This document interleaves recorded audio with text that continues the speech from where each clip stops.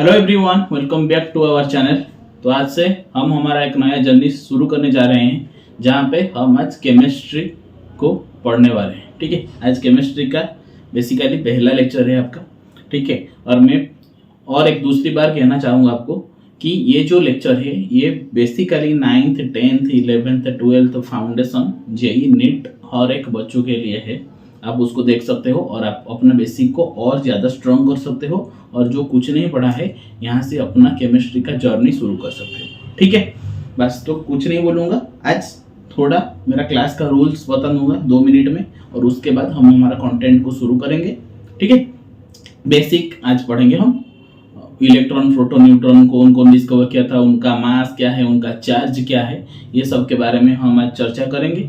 उसके साथ साथ 1 से 20 तक का लिखेंगे क्या हम, atomic number and atomic mass को लिखेंगे, कैसे न्यूट्रॉन को आइडेंटिफाई करते हैं, कैसे प्रोटॉन को आइडेंटिफाई करते हैं, कैसे इलेक्ट्रॉन को आइडेंटिफाई करते हैं, ये सब के बारे में आज हम चर्चा करेंगे।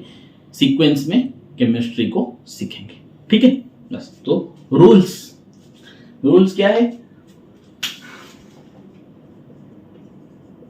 रूल्स ये है कि पेन पेपर लेके बैठिएगा, मतलब पेन और कॉपी, और नोट्स बनाते रहिएगा।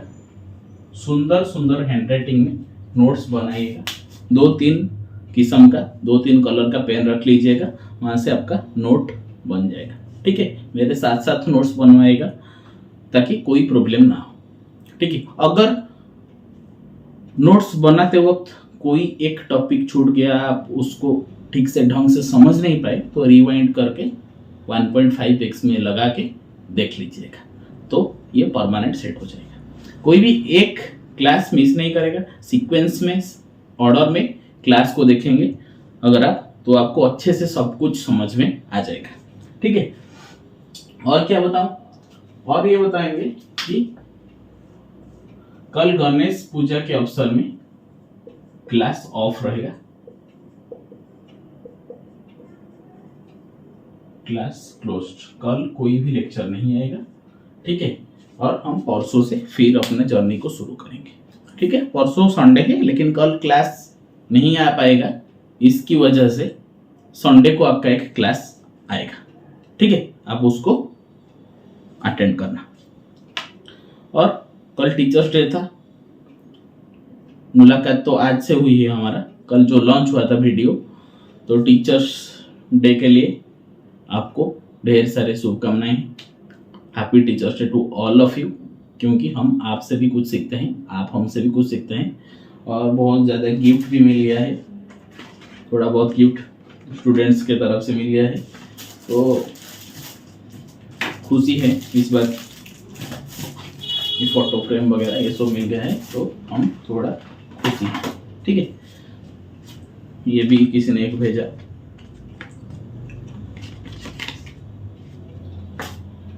ठीक है, तो बस शुरू करते हैं आज का कंटेंट, आज का लेक्चर। इलेक्ट्रॉन, प्रोटॉन, न्यूट्रॉन के बारे में देखेंगे। हम इसको नाम देते हैं क्या, फंडामेंटल्स ऑफ केमिस्ट्री, या फिर some basic concept of chemistry के अंदर ये आ जाएगा। ठीक है, फंडामेंटल्स ऑफ केमिस्ट्री आज हम पढ़ेंगे। तो फंडामेंटल्स ऑफ केमिस्ट्री में मेनली फंडामेंटल क्या है? फंडामेंटल 3 चीजें हैं। एक है, मैं पूरा लिख लेता हूं यहाँ पे, इलेक्ट्रॉन, दूसरा है प्रोटॉन, और तीसरा है न्यूट्रॉन। ठीक है, इलेक्ट्रॉन को हम E- से सूचित करते हैं, P+ से सूचित करते हैं, और N से सूचित करते हैं। ठीक है, यहाँ पे हम इसका पढ़ेंगे क्या, चार्ज पढ़ेंगे, और मास दिखेंगे, और डिस्कवरी, मतलब डिस्कवर्ड बाय हूम, कौन इलेक्ट्रॉन को डिस्कवर किया है, कौन प्रोटॉन को डिस्कवर किया है, और कौन न्यूट्रॉन को डिस्कवर किया है। तो सबसे पहले शुरू करते हैं डिस्कवरी से। तो इलेक्ट्रॉन को कौन डिस्कवर किया है? तो जे थॉमसन साहब ने। कौन डिस्कवर किया है? J Thomson. जे थॉमसन साहब ने क्या किया है, इलेक्ट्रॉन को डिस्कवर किया है। कब डिस्कवर किया है ये एग्जाम में आने वाला क्वेश्चन नहीं है, इसीलिए हम हिस्ट्री में नहीं जाते हैं। तो यहाँ पे डायरेक्ट आपको पूछेगा अगर डिस्कवरी कौन किया है इलेक्ट्रॉन का, तो आपको क्या बताना होगा, जे थॉमसन। ठीक है। प्रोटॉन को किसने डिस्कवर किया, प्रोटॉन एक पॉजिटिव है, तो इसको अर्नस्ट रदरफोर्ड ने डिस्कवर किया है। अर्नेस्ट रदरफोर्ड साहब ने प्रोटॉन को डिस्कवर किया है। अर्नेस्ट रदरफोर्ड साहब ने प्रोटॉन को डिस्कवर किया है। ठीक है। इसी तरह न्यूट्रॉन को कौन डिस्कवर किया है, न्यूट्रॉन को कौन डिस्कवर किया है, जेम्स चैडविक साहब ने न्यूट्रॉन को डिस्कवर किया है। ठीक है। न्यूट्रॉन को कौन डिस्कवर किया है, जेम्स चैडविक साहब। तो चार्ज और मास पढ़ेंगे। ठीक है। तो इलेक्ट्रॉन का जो चार्ज है ना, इलेक्ट्रॉन का चार्ज और प्रोटॉन का चार्ज दोनों सिमिलर है, बट डिफरेंस क्या है कि इलेक्ट्रॉन नेगेटिव चार्ज है, इसीलिए उसके सामने नेगेटिव चार्ज लग जाएगा, मतलब एक माइनस सिंबल लग जाएगा, और प्रोटॉन के सामने पॉजिटिव सिंबल लग जाएगा।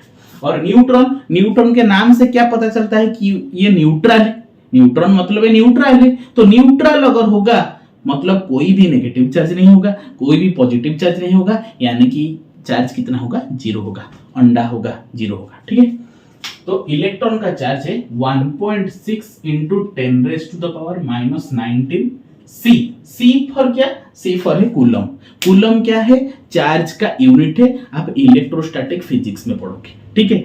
चार्ज का यूनिट क्या है, कूलम में, यहाँ पे भी मैं लिख लेता हूं, सी क्या है, कूलम, इसको हम बोलते हैं यूनिट ऑफ चार्ज, बोलते हैं। ठीक है। तो यहाँ पर इलेक्ट्रॉन नेगेटिव चार्ज, इसीलिए इसके सामने एक माइनस सिंबल लग जाएगा, यानी कि -1.6 इंटू 10⁻⁻19 कूलम। और प्रोटॉन के सामने क्या आ जाएगा, यही प्लस हो जाएगा, +1.6 इंटू 10⁻⁻19 कूलम, +1.6 इंटू 10⁻⁻19 कूलम। और न्यूट्रॉन न्यूट्रल है, इसीलिए इसके सामने कोई भी चार्ज नहीं है, यानी कि जीरो चार्ज है। कितने चार्ज है, जीरो चार्ज। ठीक, अब तक समझ में आ गया। अब देखेंगे मास आपको पता है कि केजी में हम इसको डिनोट करते हैं। तो मास मतलब वेट, मास मतलब वेट में मतलब मास मतलब वेट नहीं, ये फिजिक्स में थोड़ा अलग है। W = mg हम लिखते हैं, यानी कि मास और एक्सीलरेशन ड्यू टू ग्रेविटी दोनों को मल्टीप्लाई कर हमको वेट निकल के आता है। लेकिन केमिस्ट्री में ऐसा नहीं है। तो केमिस्ट्री में चलिए हम इसको लिख लेते हैं 9.1 इंटू 10⁻⁻31 kg। मास क्या है इलेक्ट्रॉन का, 9.1 इंटू 10⁻31 kg। और प्रोटॉन का मास कितना है, प्रोटॉन का मास और न्यूट्रॉन का मास लगभग सेम है, लेकिन न्यूट्रॉन का मास थोड़ा ज्यादा है, प्रोटॉन से थोड़ा ज्यादा है। तो कितना ज्यादा है, आप देखो, न्यूट्रॉन का मास है 1.675 इंटू 10⁻⁻27 kg, 1.675 इंटू 10⁻⁻27 kg। वैसे ही प्रोटॉन का मास है 1.673 इंटू 10⁻⁻27 kg। तो यानी कि 0.002 इंटू 10⁻⁻27 kg ज्यादा है न्यूट्रॉन प्रोटॉन से। तो अगर आपको ऑर्डरली मैनर में पूछेगा, इन ऑर्डर, इसको इन ऑर्डर आपको पूछेगा मास का, तो आप क्या करोगे, मास में सबसे पहले ज्यादा मास कितना होगा, किसका होगा ज्यादा मास, न्यूट्रॉन का होगा, है कि नहीं, न्यूट्रॉन का होगा, उसके बाद प्रोटॉन का होगा, उसके बाद इलेक्ट्रॉन का होगा। ठीक है। न्यूट्रॉन का मास थोड़ा ज्यादा है प्रोटॉन से। वैसे हम जब हम कैलकुलेट करेंगे ना, अगर कहीं पर जरूरत भी पड़ेगा तो हमको न्यूट्रॉन का मास को प्रोटॉन के मास का बराबर करना होगा। ठीक है। वो आगे आप जब पढ़ोगे तो आपको पता लग जाएगा। तो वैसे अगर देखेंगे मास का ऑर्डर क्या होगा, न्यूट्रॉन का मास ज्यादा होगा प्रोटॉन के मास से, और सबसे कम मास किसका होगा, इलेक्ट्रॉन का होगा। ठीक है। अब तक समझ में आ गया। ये है फंडामेंटल्स ऑफ केमिस्ट्री। फंडामेंटल्स में हम इलेक्ट्रॉन, प्रोटॉन, न्यूट्रॉन पढ़ते हैं। इलेक्ट्रॉन को कौन डिस्कवर किया है? जे थॉमसन साहब ने। प्रोटॉन को कौन डिस्कवर किया है? रदरफोर्ड साहब ने। न्यूट्रॉन को कौन डिस्कवर किया है? जेम्स चाडविक साहब ने।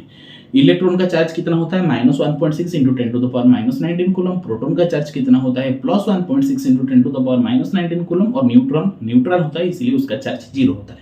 मास के बात अगर हम करेंगे तो इलेक्ट्रॉन का मास होता है 9.1 × 10⁻31 kg। प्रोटॉन का मास होता है 1.673 × 10⁻27 kg।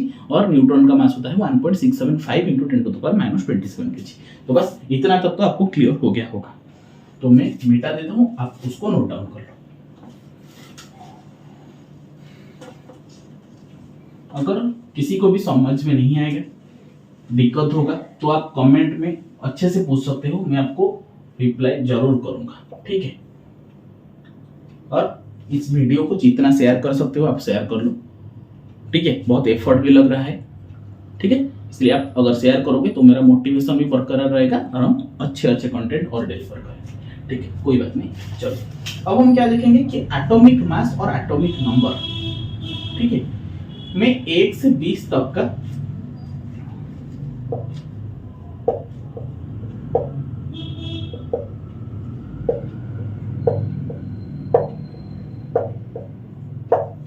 एलिमेंट लिखूंगा,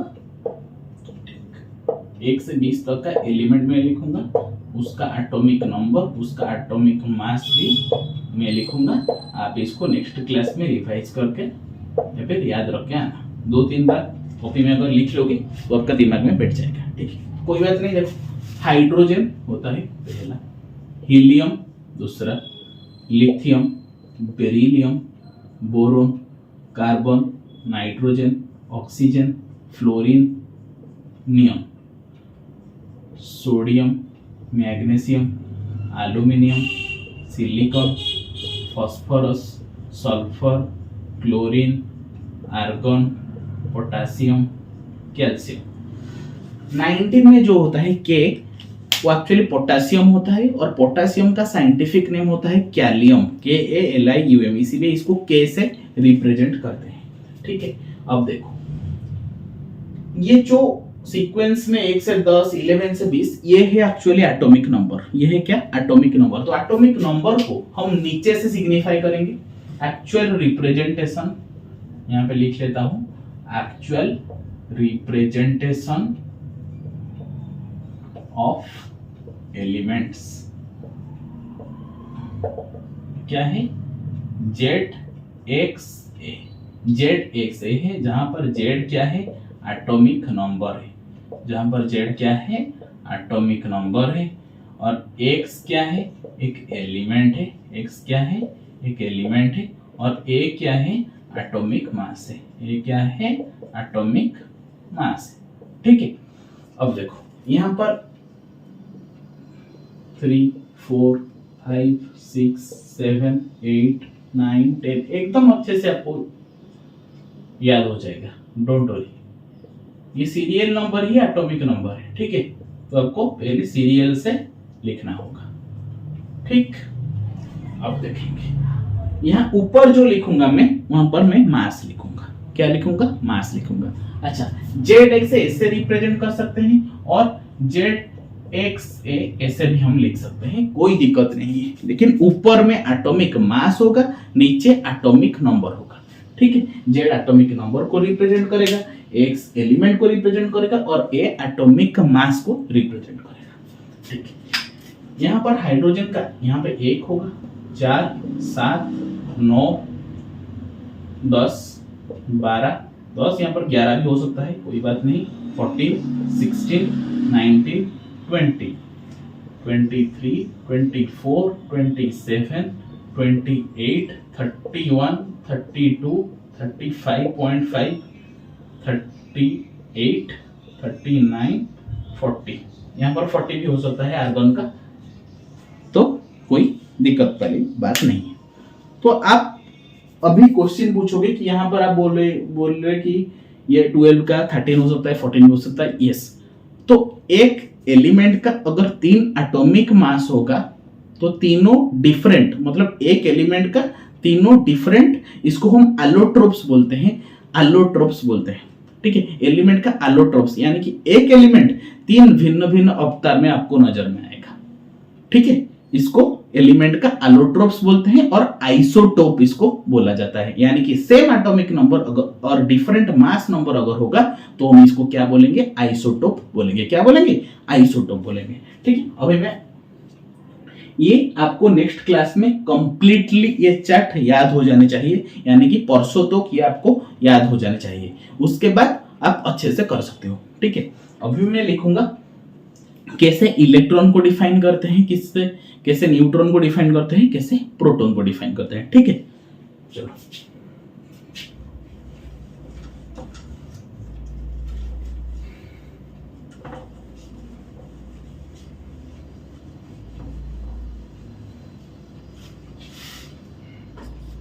मैं एक एलिमेंट लिखूंगा। सपोज कार्बन का एलिमेंट ले लेता हूं। Take an example of 6C12 मैंने लिख लिया। ठीक है, यहां पे मैं क्या करूंगा, इलेक्ट्रॉन कितना है वो लिखूंगा, प्रोटॉन कितना है वो लिखूंगा, न्यूट्रॉन कितना है वो लिखूंगा। ठीक है, तो आप बताओ ये इसके ऊपर कोई चार्ज आपको दिख रहा है क्या, यानी कि इसके ऊपर कोई प्लस या माइनस या फिर कैटायन या एनायन कुछ दे रखा है क्या? उसके ऊपर कोई भी चार्ज नहीं है ना, तो मतलब ये एक न्यूट्रल चार्ज है। तो जब तक कंडीशन लिखी है कि न्यूट्रल एटम के लिए number of electron equals to number of proton that equals to क्या, एटॉमिक नंबर। ठीक है, एटॉमिक नंबर। तो न्यूट्रल एटम के लिए इलेक्ट्रॉन का नंबर जितना होगा प्रोटॉन का नंबर इतना होगा, और दोनों कितने होंगे कि एटॉमिक नंबर जो होगा, एटॉमिक नंबर जो होगा वही number of electron that equals to number of proton. तो अगर ये न्यूट्रल, मतलब मैं आपको ये पूछना चाहूंगा, अगर कार्बन यहां पर प्लस हो जाता तो प्लस चार्ज वाले को हम बोलते हैं कैटायन, माइनस चार्ज वाले को हम बोलते हैं एनायन। तो इसको हम बोलते हैं चार्ज्ड पार्टिकल, चार्ज्ड एलिमेंट बोलते हैं। अगर इसके ऊपर कोई चार्ज है, प्लस है या माइनस है, लेकिन इसके ऊपर तो कोई भी नहीं है, तो ये न्यूट्रल चार्ज होगा। अच्छा, सवाल आएगा कि ये प्लस को कैटायन, ये माइनस को एनायन हम याद कैसे करेंगे? ठीक है, तो देखो कैटायन जब आप लिखते हो ये भी एक प्लस की तरह है ना, टी, तो ये प्लस चार्ज को डिनोट करेगा, माइनस चार्ज को उसका अपोजिट यानी कि एनायन डिनोट करेगा। ठीक है, अब क्लियर। कैटायन में टी आता है, टी प्लस जैसा दिख रहा है, तो प्लस यहाँ पर है, तो प्लस चार्ज को कैटायन बोलेंगे, तो ऑब्वियस बात माइनस चार्ज को एनायन बोलेंगे। ठीक है, अच्छा अब देखो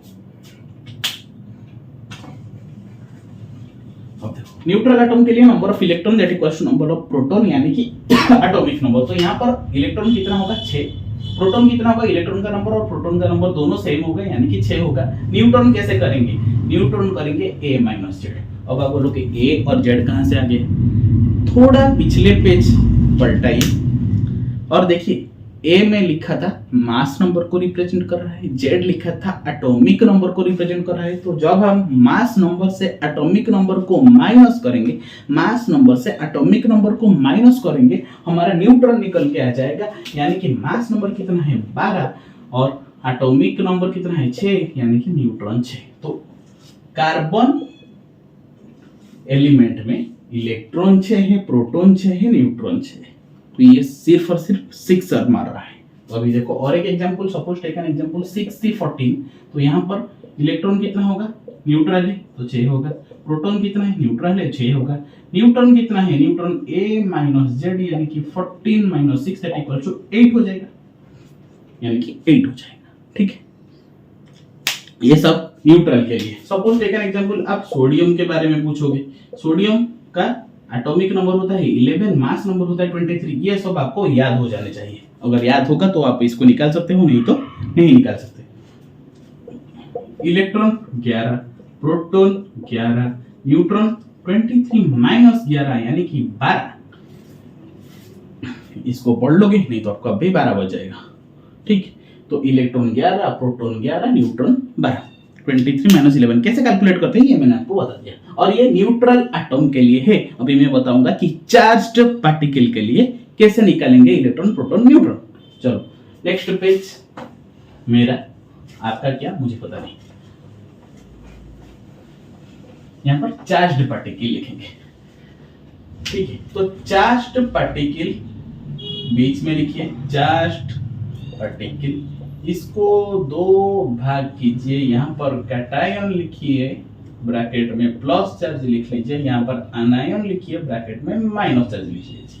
suppose take an example, cation में Na प्लस लूंगा, अनायन में Cl माइनस ले लूंगा।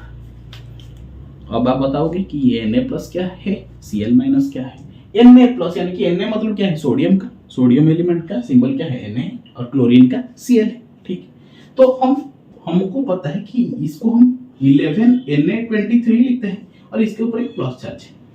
इसको हम 17 Cl suppose take an example 35 लिखते हैं, तो इसके ऊपर माइनस चार्ज है, 35.5 होता है वो उसका एवरेज एटॉमिक मास है, लेकिन हम 35 मान के चल रहे हैं, कोई दिक्कत नहीं। इसका इलेक्ट्रॉन निकालना है, प्रोटॉन निकालना है, न्यूट्रॉन निकालना है, इसका भी इलेक्ट्रॉन निकालना है,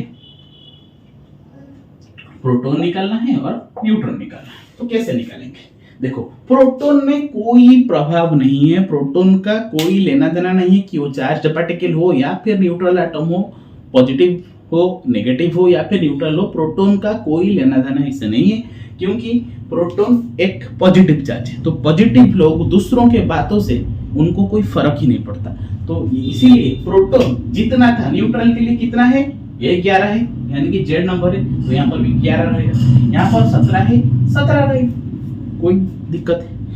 न्यूट्रॉन क्या है, न्यूट्रॉन तो पॉजिटिव नहीं है लेकिन नेगेटिव भी तो नहीं है, यानी कि वो पॉजिटिव के कैटेगरी में चला गया, तो न्यूट्रॉन का भी कोई फर्क नहीं पड़ेगा, यानी कि 23 माइनस 11 तो 12 आ जाएगा।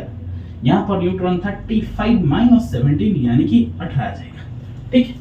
17 प्रोटॉन, 18 न्यूट्रॉन, 11 प्रोटॉन, 12 न्यूट्रॉन। अगर न्यूट्रल में होगा तो ही होगा, अगर चार्ज में होगा तो ही होगा। तो किसको फर्क पड़ेगा, नेगेटिव लोगों को फर्क पड़ेगा, जो नेगेटिव है, दूसरों की बातों से टांग इड़ाते रहते हैं, दूसरों को कमेंट मारते रहते हैं, वो है नेगेटिव लोग। तो नेगेटिव लोगों को फर्क पड़ेगा। तो क्या फर्क पड़ेगा, अगर पॉजिटिव लोग कोई आ गया, अगर उनके पास कोई पॉजिटिव लोग आ गया तो उसको भगा भगा के निकालेंगे, क्योंकि नेगेटिव लोग पॉजिटिव लोग दोनों अपोजिट है, तो एक जगह कैसे रह सकते हैं, नहीं रह सकते। तो अगर कोई पॉजिटिव लोग आया तो उसको निकालेंगे। कितना पॉजिटिव है, एक प्लस है, यानी कि ये जो 11 इलेक्ट्रॉन रहना था वो एक पॉजिटिव लोग को निकाल लेगा, तो टोटल 10 इलेक्ट्रॉन रह जाएंगे। बिल्कुल सही बात, एक पॉजिटिव लोग आ गया, 11 नेगेटिव लोग थे, कौन जीतेगा। अगर एक एक टपक गए तो 10 इलेक्ट्रॉन बचा ना। यहाँ पे 17 था, उनके पास 17 इलेक्ट्रॉन पहले था, उनके पास एक और नेगेटिव आ गया, उनके गैंग में शामिल हो गया, तो उसको ऐड कर लेंगे, अच्छे से स्वागत से स्वागत करेंगे उनका, तो 18 इलेक्ट्रॉन हो गया। तो समझ में आ गया कैसे, अगर पॉजिटिव चार्ज रहेगा तो नंबर ऑफ इलेक्ट्रॉन, अगर पॉजिटिव चार्ज रहेगा तो नंबर ऑफ इलेक्ट्रॉन क्या होगा, माइनस जितना था उससे माइनस हो जाएगा। अगर नेगेटिव चार्ज रहा तो नंबर ऑफ इलेक्ट्रॉन क्या हो जाएगा ना, प्लस हो जाएगा। समझ में आ गया, जितना था उससे एक ज्यादा या फिर एक कम। Suppose take an example O2 minus, oxygen का 8 और 16 था, 2 माइनस था। अगर प्रोटॉन निकालेंगे, प्रोटॉन में कोई प्रभाव नहीं, 8, न्यूट्रॉन में 16 माइनस 8 दैट इक्वल्स टू 8, प्रभाव पड़ेगा तो इलेक्ट्रॉन के ऊपर आएगा। 8 नेगेटिव लोग थे, 2 नेगेटिव लोग ऐड हो गए तो 10 इलेक्ट्रॉन हो गए कंप्लीटली। तो अगर जितना नेगेटिव चार्ज रहेगा इलेक्ट्रॉन में वो उससे ऐड होता हुआ चला जाएगा, और पॉजिटिव चार्ज अगर रहेगा तो इलेक्ट्रॉन से वो माइनस हो जाएगा, ठीक है। तो ऐसे ही हम इलेक्ट्रॉन प्रोटॉन न्यूट्रॉन कैसे कैलकुलेट करते हैं चार्ज्ड पार्टिकल के लिए मैंने आपको बता दिया, न्यूट्रल एटम्स के लिए कैसे करते हैं ये भी मैंने आपको बता दिया। बहुत ज़्यादा गर्मी भी हो रही है, तो आज हमारा यही टॉपिक पढ़ना था, आज हम पढ़ भी लिए ये टॉपिक। तो बस आज के क्लास को यहीं पे ख़त्म करते हैं, मिलेंगे हम परसों यानी कि संडे को अमेजिंग केमिस्ट्री लेक्चर के साथ, जहां पर हम आइसोटोप, आइसोबार उसको चुन चुन के मारेंगे। और आपका टास्क क्या है, 1 से 20 तक का एलिमेंट को याद रखना है, उसका सिंबल को याद रखना है, उसका एटॉमिक नंबर, एटॉमिक मास को याद रखना है, कैसे न्यूट्रॉन, प्रोटॉन और इलेक्ट्रॉन को कैलकुलेट करते हैं चार्ज्ड पार्टिकल के लिए और न्यूट्रल एटम के लिए, ये सबको पढ़ के आना है। मतलब ओवरऑली आज के क्लास में जो जो आपको पढ़ाया गया वो सब आपको नेक्स्ट क्लास में तैयार करके आना है, ताकि हम आपको आगे की चीज बहुत अच्छे से समझ में आ जाए।